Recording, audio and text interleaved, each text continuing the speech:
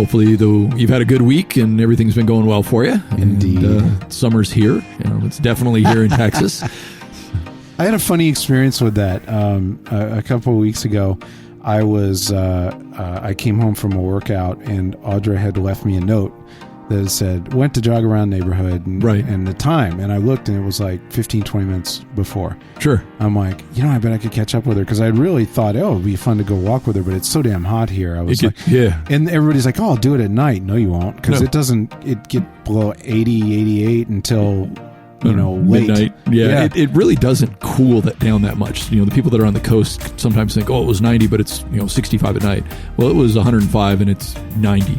Except that it gets cool, but it does it at like 3 in the morning, and it stays that way. It starts warming up around 8 in the morning. Right. So, like, if you go out at 7:30 in the morning, sometimes, like right now, at this particular day, it would have been about 78, 80. So not bad at all. Great, yeah. So I had really wanted to go, jog around the neighborhood with her, and I saw that, so I'm like, I'll go find her. Sure. And I had kind of an idea of where she might go, and I took off down that way, running like hell. And I managed to catch her. It took me about 10 or 15 minutes, and I had to tail chase her a little bit. And she was wearing stuff, so she couldn't hear me. You. Stop! So, so I had to run faster than her in order to catch up with her. So I couldn't really jog much afterward, but we walked for another 30, 40 minutes. Really nice. And I had this thought about how, if you'd have asked me a couple of years ago, I would say, it's just too hot in the summer. You can't do anything. Right. Actually, if you want to, you can find a way. You can definitely find a way to make it, find the times when it's cooler or when it's nice weather. And definitely our mornings here have been beautiful the last few mornings. So, yeah. Well, I know, this time we really wanted to talk about one of our least favorite subjects. Cardio. Yeah, and ways to get through it. Yeah, how to trudge through it and make it bearable, make it so it doesn't, it's actually something you can look forward to, sort of. Sometimes, man, it's really funny. I'll just share this kind of stupid personal story.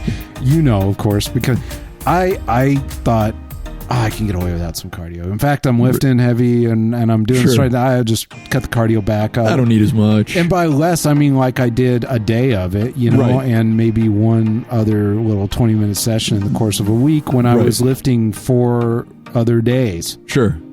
And so it's not that you're going to the gym less, you were just cutting back the cardio. I just wasn't adding on cardio. Right. And no, I started putting on fat with the muscle, and it was crap, and it was rough. And so on this way back down, I was getting some result, whatever. Let's put the cardio back in. So I started adding in 45 minutes of cardio a day on top of it. And guess what?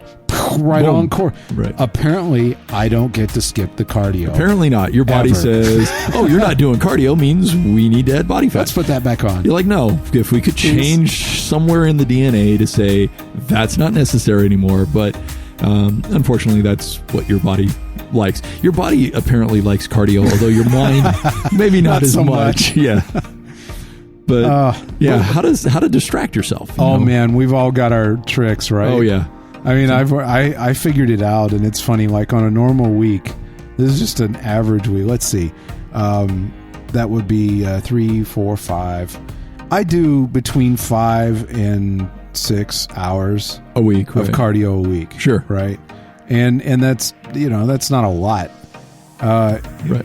So that's a lot of time. It is staring at the same thing. Yeah, exactly. Staring off into the distance, or looking at the wall, or whatever you're staring at. And there's nothing wrong with like, hey, turn that into a run around the neighborhood, which is awesome. I plan on doing that some. Right. But I'm a big believer in the gym as convenient. So like, I don't want like the parameters that make the activity possible to define whether I get my workout or not. Correct. So if I can, that's great. I'll go jog around the neighborhood. But if I can't, I'm going to go to the gym where it's always 80 degrees, 78, 80 degrees. Right. It's not raining most of the time. Yeah. It's like, especially if you know which machines are under the ceiling lead. Yeah, you're like, okay, where's the fan? Where's the most air moving? You're like, I got this. That's mine. And it'll never rain on me. Yep. It's always going to be okay 24 hours a day. Exactly. So I do most of my cardio in the gym. And I mean, the first thing that really, I think, and this is an obvious one, everybody talks about is music or podcast. Right. Music doesn't do it for me. It does for Audra. It does it for me because I think about it for a little bit and then I'm bored. Yep. Which I know we were going to talk about later, but actually works okay for some lifting for me. Yes.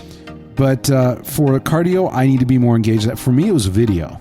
Video, sure. Yeah, and I know they have all these high-tech systems and everything, and then they break because they're really complicated. And they never work. Right. My iPhone, I load video on my iPhone. Sure. And, easy to do. Yeah, and if you've got even a 16 gig phone, you can put a couple shows on it, which is plenty for a single workout. Right. I have a 32 gig phone, and I can carry almost a week's worth of cardio in video. Just download it ahead of time and you're set for the week. On the weekend I load it up and take it with me. And it's small. Who cares? It's just you're not going to the movies, okay? Right. And I don't suggest, for what it's worth, this is the media guy in me, Right. It would do a podcast all about that for 6 years. Right. I wouldn't watch something